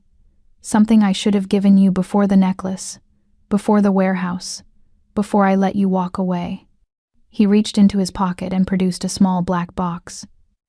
Anna's heart stuttered as he opened it, revealing not diamonds or gold, but a simple platinum band etched with tiny characters she recognized as Korean. "What does it say?" she asked. "No locks, just promises." Jungo took the ring from the box. "It means you're free to leave whenever you want, free to choose a different life. But if you stay, if you choose me, it's because you want to, not because you're trapped." Anna looked at the ring, at the man holding it, at the future she'd been running from for 3 weeks. "Put it on," she said quietly. Jungo's hands shook as he slipped the ring onto her finger. It fit perfectly, the metal warm against her skin, so different from the cold diamonds that had counted down her mortality. "I love you," he said. "I should have said it in the warehouse, in the bunker, every day, for 2 years. But I love you, Anna Phillip. Enough to let you go. Enough to dismantle an empire to keep you safe. Enough to wait 3 weeks hoping you'd come back. I love you too." Anna pulled him down to her. "And I'm done running, done pretending I want safe and normal. I want you, Jungo, all of you. The violence and the scars and the dangerous world you live in. Then stay." His arms wrapped around her, holding her like he could fuse them together through sheer force of will. "Stay with me, build something new, figure out who we are without death hanging over us." "Yes," Anna whispered against his throat. "Yes to all of it." They stood like that for a long moment. 2 broken people holding each other together, choosing each other despite all the logical reasons not to. Finally, Jungo pulled back enough to look at her. "I have a plan, if you're interested. Always interested in your plans." His lips curved in that rare, genuine smile that still made her heart skip. 6 months from now, Paris. A fresh start where the Sok name means nothing, and we're just 2 people trying to be normal. "We'll never be normal," Anna said. "Then we'll be extraordinarily abnormal together." He kissed her forehead. "What do you say?" Anna thought about it. About freedom, about starting over, about building a future on foundations of choice rather than necessity. "Paris," she agreed. 6 months. "And Jungo?" "Yes? Don't make me wait that long to take me to bed. I've been awake for 3 weeks missing you." Heat flared in his eyes, dark and promising. "Then let me remedy that." He lifted her easily despite his healing injuries, carrying her toward a bedroom she hadn't seen yet, toward a future they'd build together one choice at a time. Behind them, San Francisco glittered through floor-to-ceiling windows. The city they'd bled for, the empire Jungo had dismantled, the past they were choosing to leave behind. Tomorrow would bring new challenges. But tonight, they had each other, and that was enough. 6 months later, Paris welcomed them with rain and gray skies that reminded Anna of San Francisco fog. They'd arrived 3 days ago, checked into a modest apartment in the Marais district, and spent 72 hours doing absolutely nothing important. No empires to run, no enemies to fight, no death sentences counting down. Just 2 people learning how to be boring together. Anna stood on their small balcony, watching rain fall on cobblestone streets, wearing one of Jungo's shirts and nothing else, drinking coffee that was too strong and too perfect. Behind her, she could hear him moving through the apartment, the shower running, the sound of him getting ready for the day. They had plans, small plans, tourist plans. The Louvre this morning, lunch at some cafe Yuna had recommended, an evening walk along the Seine if the rain stopped. Normal plans for normal people, except they would never be normal. And Anna had made peace with that. The shower shut off. Minutes later, Jungo joined her on the balcony, dressed in jeans and a simple black sweater, his hair still damp, looking nothing like the Silent King, and everything like the man she'd fallen in love with. "You're going to freeze," he said, wrapping his arms around her from behind, sharing his warmth. "I'm from New York. This is nothing," but she leaned back into him anyway, feeling solid and safe and real. "Liar, you're shivering. Then warm me up."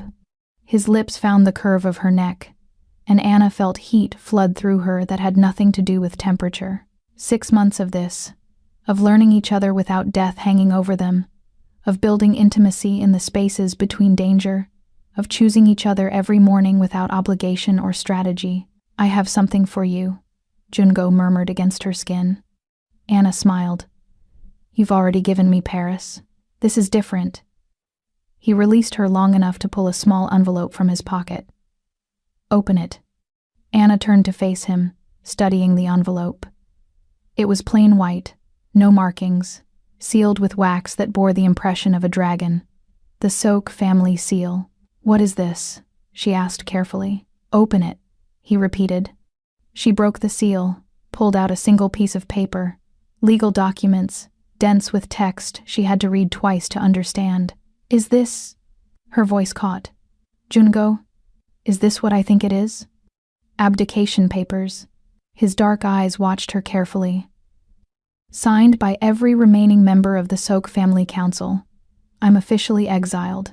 No territory, no claim, no right to return to San Francisco or involve myself in family business ever again. Anna stared at the document, feeling the weight of it. You gave up everything. I gave up nothing that mattered. He took the paper from her hands, set it aside, and pulled her close. The empire was my father's dream, then my burden. It was never mine by choice. You are my choice, Anna. Every day, every moment. Paris is my choice. This life is my choice. What about Min Jae? They hadn't spoken his name in months, hadn't mentioned the brother who'd tried to kill them both. Exiled to Thailand under watch. If he tries to leave, if he tries to contact anyone in the family, the authorities there have been paid to make his life very difficult. Jungo's expression was cold. He's alive because you asked me not to kill him. He's forgotten because he's not worth remembering. Anna touched his face, feeling the scars there, the evidence of violence that would always be part of him. No regrets? About leaving? None. He caught her hand, pressed a kiss to her palm. About dragging you into that world in the first place? Every day, but you're here. So I'm choosing to see it as fate, rather than mistake. Very romantic. I'm working on it. His lips curved. Yuna says I need to read more poetry, be more expressive. Yuna has opinions about our relationship. Yuna has opinions about everything. Jungo guided Anna back inside, away from the rain and cold. She's in Tokyo now, consulting for a pharmaceutical company. Legitimate work, she claims, though I have my doubts. And Kenji? Still in San Francisco, still running tech security for what's left of the business. We talk once a week. He asks about you every time. Jungo pulled her down onto the couch, arranging her in his lap with casual possession. Everyone asks about you. Wants to know if you're happy, if you're safe, if I'm treating you right. Anna felt warmth bloom in her chest. And what do you tell them? That you're terrifying and stubborn and probably too good for me. But somehow I convinced you to stay anyway. He touched the ring on her finger, the platinum band she'd worn for 6 months, never removing it even to shower. That I'm the luckiest bastard in Paris. Flattery will get you everywhere. I'm counting on it. His hand slid under the shirt she was wearing. His shirt, his palm warm against her skin. We have 2 hours before we need to leave for the Louvre.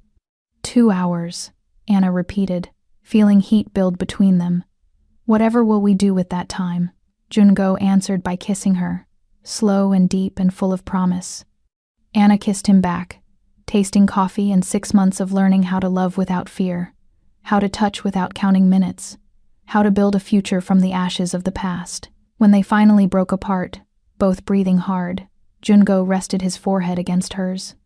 Thank you, he said quietly. For what?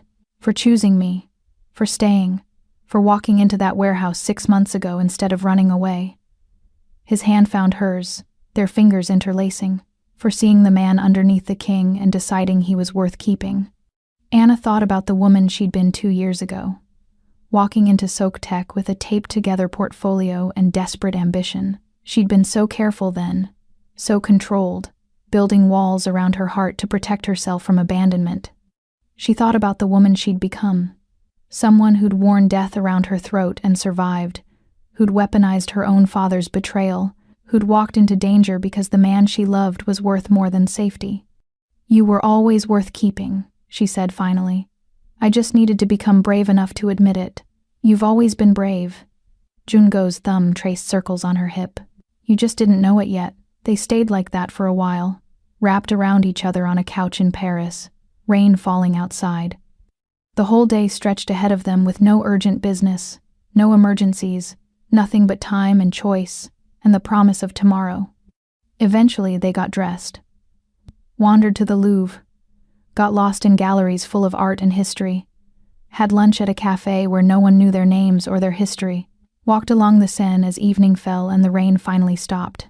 Normal things, boring things, the best things. That night, back in their apartment, Anna stood at the window watching Paris come alive with lights. Jungo joined her, wrapping his arms around her waist, his chin resting on her shoulder. "Happy?" he asked quietly. Anna thought about the question, thought about everything they'd survived to get here. The necklace, the warehouse, the 3 weeks of separation, the choice to build something new. "Yes," she said simply. "I'm happy." "Good." He pressed a kiss to her temple. "Because I have another surprise for you," Anna groaned. "More surprises?" "Jungo, you've already given me Paris and freedom and a life I never knew I wanted. This one's small." He pulled a folded piece of paper from his pocket. "I've been taking French lessons. Secretly. For 3 months." Anna turned in his arms to look at him. "Why secretly?" "Because I wanted to surprise you, wanted to be able to do this." He unfolded the paper, cleared his throat, and began to read in careful, accented French. Anna didn't speak French fluently, but she caught enough words to understand. Love, forever, choice, promise. A poem he'd written himself, stumbling over pronunciation but meaning every syllable. When he finished, she was crying. "Was it that bad?" he asked, concerned. "It was perfect." Anna pulled him down to her, kissing him through tears and laughter. "You learned French for me. I'd learn every language in the world if it meant I could tell you I love you in ways you haven't heard before." He wiped her tears with gentle thumbs. "Je t'aime, Anna. More than empires, more than territory, more than anything. Je t'aime aussi." Anna whispered back, butchering the pronunciation but not caring. "More than safety. More than normal. More than anything." They stood like that at the window, holding each other, watching Paris sparkle below them like a promise kept. 6 months ago, Anna had walked away from a warehouse wearing a death sentence around her throat, choosing survival over desire. Tonight, she was choosing both. Tomorrow they'd wake up and choose each other again, and the day after that, and every day that followed, building a life from small choices and quiet moments and the extraordinary gift of being alive together. The Silent King was dead, his empire scattered, his name becoming legend. But Jungo was alive, and Anna was with him, and that was the only story that mattered anymore. If this story of obsession, survival, and dark romance that transforms into healing love had you holding your breath, make sure to like and subscribe. Turn on notifications so you don't miss the next story in our collection. What would you do for the person you love? Give up everything, or fight to keep them? Let me know in the comments below, and tell me where in the world you're listening from. Until next time, family, choose the dangerous love. Choose the one worth fighting for. Choose yourself.